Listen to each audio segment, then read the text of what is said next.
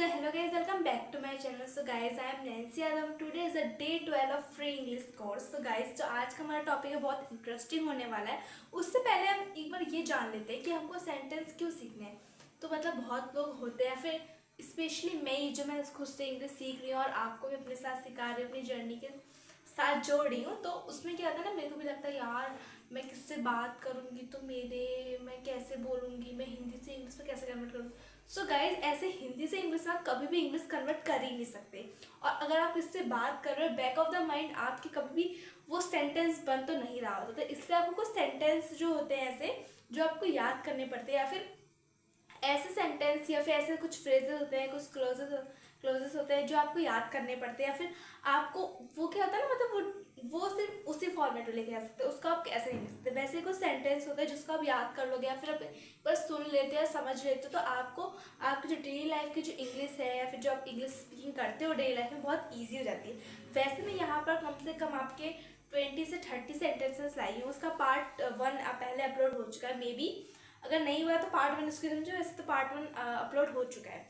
तो पार्ट 2 ये है एडवांस इंग्लिश सेंटेंसेस का, जिसमें हम अच्छे से अच्छे सेंटेंस सीखने वाले जो आप डेली लाइफ में यूज़ करते हो, और इससे आपकी इंग्लिश अच्छी यूज रहेगा. और मेक श्योर आपको ये याद रखना है कि अगर आप इसको आपकी लाइफ में ये क्वेश्चन आते हैं या फिर आपकी डेली लाइफ में कभी यूज होता है, तो आपको प्लीज़ इसको मेक श्योर इसको इंग्लिश में ही बोलना है. तो हम स्टार्ट करते हैं. जो हमारा फर्स्ट सेंटेंस है वो है, मैं तुम्हें देखने के लिए तड़प रहा था. जैसे किसी भी चीज़ को तड़प होती है, किसी भी चीज़ को देखने को, तो उस तड़प की जो इंग्लिश मीनिंग होती है क्रेविंग.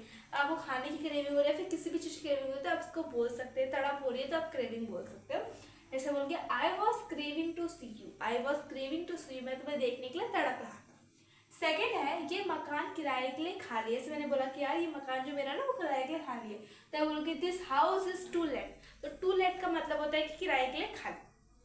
ठीक है. थर्ड है आपका, मुझे पैसे की सख्त जरूरत है. जैसे जहाँ पर मेरे पैसे ही नहीं है, मुझे अपने दोस्त से बोला मुझे अपने पैसों की सख्त जरूरत है, उसका आप इंग्लिश में बोलेंगे I am in a dire need of money. I am in a dire need of money. ठीक है. उसके बाद जो आपका सेकेंड है, हम कोई बात करते हैं, ऐसे बोलते हैं तुम बुरा मत मानना, तो उसका आप इंग्लिश में बोलते हैं नो ऑफेंस. प्लीज यार, नो ऑफेंस. हाँ.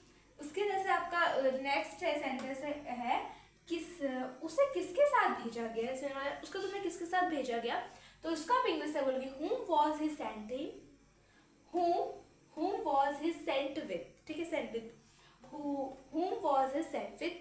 आगे आपका सेंटेंस है वो है, खराटे लेना बंद करो. जैसे हमारे घर में जो मम्मी पापा लोग होते हैं खराटे लेते, तो उसको आप इंग्लिश से बोलते हैं stop snoring.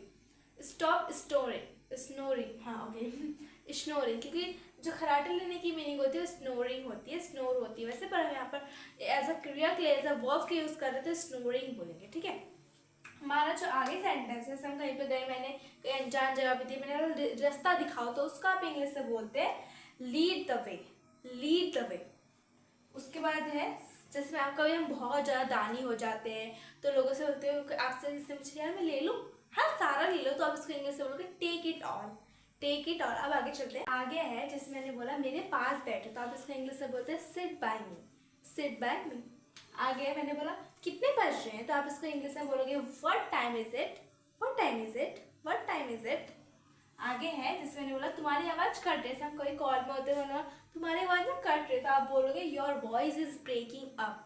Your voice is breaking up.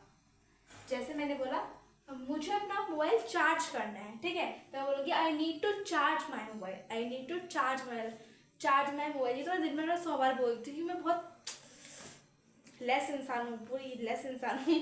तो आगे चलते हैं. आगे ऐसे मैंने बोला कि मेरा पेट गुड़गुड़ा रहा है. ऐसे में मेरी भूख लगती है ना, मेरा पेट गुड़गुड़ा रहा है, तो गुड़गुड़ाने को हम इंग्लिश में रम्बलिंग बोलते हैं. तो आप बोलेंगे my stomach is rumbling. My stomach is rumbling. अब आगे चलते हैं. जैसे मैंने कभी हम गुस्सा होता है ना, एक शब्द ही मत बोल देना इसके आगे, तो आप इसको इंग्लिश में बोलेंगे don't utter a word. Don't utter a word. तो कोई बच्चे होते हैं ना, आपको तो रट्टा मारते हैं किताबों को, तो उसको आप बोलना है कि अगर रट्टा मत मारो, तो उसको इंग्लिश में बोलेंगे don't mug up. Don't mug up. और जैसे कोई बच्चे होते हैं आपका सिर खाते हैं, तो आप उसको इंग्लिश में बोलते हैं सिर मत खाओ यार, तो उसको आप इंग्लिश में बोलोगे डोंट हैग मी. डोंट हैग मी. अब आगे चलते हैं.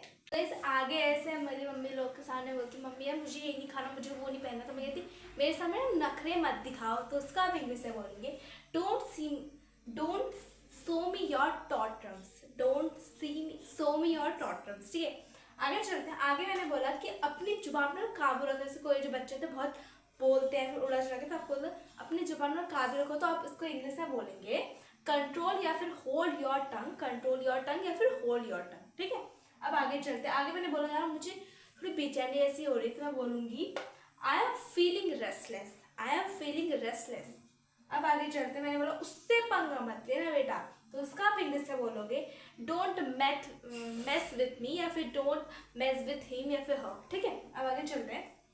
मैंने बोला अभी तो बहुत टाइम है यार, एग्जाम आने में बहुत टाइम है, भले एक मंथ पर बहुत टाइम है, तो उसका आप इंग्लिश में बोलोगे there is a plenty of time, there is a plenty of time. Plenty और जो मैंने आपको चीज़ें इनके सारे मतलब मैंने आपको मॉडल्स में बताया, तो आप उनको पढ़ सकते हो। आगे चलते हैं। आगे मैंने बोला मैं आज बाल बाल बची, ऐसे कभी होता है कुत्ते आखिरी छोड़ जाता है, आप बोलते हैं हाँ आज तो बाल बाल बचे, तो इसको आप इंग्लिश में बोलोगे आई somehow escaped today, I somehow escaped today. So guys, that is all for the video. I hope you like it or enjoy it. So guys, अगर आपको वीडियो पसंद आई होगी तो ऐसे लाइक करो, कमेंट करो, शेयर करो, और मेरी जो इंस्टाग्राम आईडी है वो है इंग्लिश बाय नैंसी करके, उसको भी फॉलो करना मत भूलना। उसकी लिंक मैं डिस्क्रिप्शन में डाल दूँगी, आप वहाँ से डायरेक्टली मेरे इंस्टाग्राम में मुझे फॉलो कर सकते हैं। वहाँ पर भी कुछ नई नई इंटरेस्टिंग सी आपके लिए वीडियो अपलोड की जाती हैं, जहाँ से आप देखकर और औरों को भी सिखा सकते हैं जो आपके इंस्टा फ्रेंड है। So guys I hope you like it. So अगर आप और मे भी आपको मेरी राइटिंग बिल्कुल पसंद आती है क्योंकि वो है ही अच्छी नहीं, तो अगर आप चाहते हो कि अच्छी अच्छी राइटिंग आपको दिखे, फिर आप मेरे बोलने से भी नोट कर सकते हैं। वैसे तो अगर आपको चाहते हो तो अच्छा दिखे, तो मेरे जल्दी से जल्दी मुझे 1000 मेरे सब्सक्राइबर करा दो, जिससे कि मैं अपने के लिए ले सकूँ एक अच्छा सा बोर्ड। तब तक बोलते बाय, थैंक यू।